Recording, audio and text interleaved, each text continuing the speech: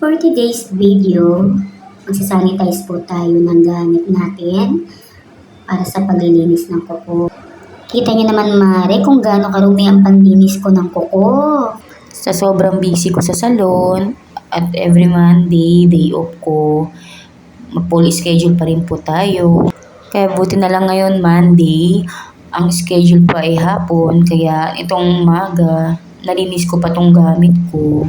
Siyempre, kailangan malinis sa mga gamit natin. Always malinis, nakasanitize, yung mga brush, mga nipper, pusher, kasi iba-ibang tao yung hinahawakan natin. Nakita niyo naman guys kung gaano karami ang brush ko. Kada isang gawa, isang brush. Tapos, sanitize, para always malinis.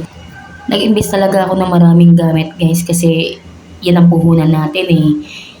Napapakinabangan natin yan eh. Diyan tayo kumukuha ng income natin na pangkain natin sa araw-araw. Pag sa mga anak mo, sa pamilya mo, pambayad ng mga bill. At dyan nga, nag-refill na rin tayo ng mga natin acetone, alcohol, cuticle remover, tsaka gamot na pula. Nag-refill na po tayo para sa sunod na paggamit natin. Puno na yung mga lagayan natin. Tsaka natutuwa din ako, di ba? Yung, alam mo yung puno yung lagayan mo ng mga gamit. Dami mong nabibili.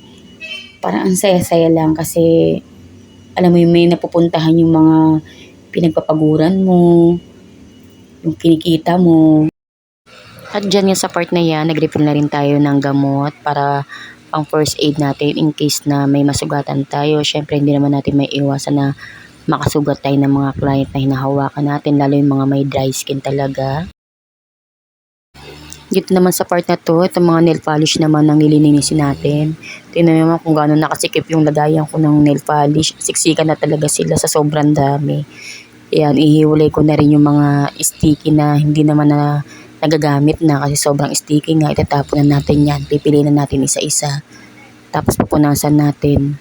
Yan, para organize na tingnan. Ayan, nilipat ko na rin siya sa mas malaking lagayan para hindi na siya ganun ka overloaded yung lagayan natin para mga nakatayo na siya. And sa part na yan, inisa-isa kong binubuksan yan lahat ng nail polish na yan, kung sticky na or pwede pa.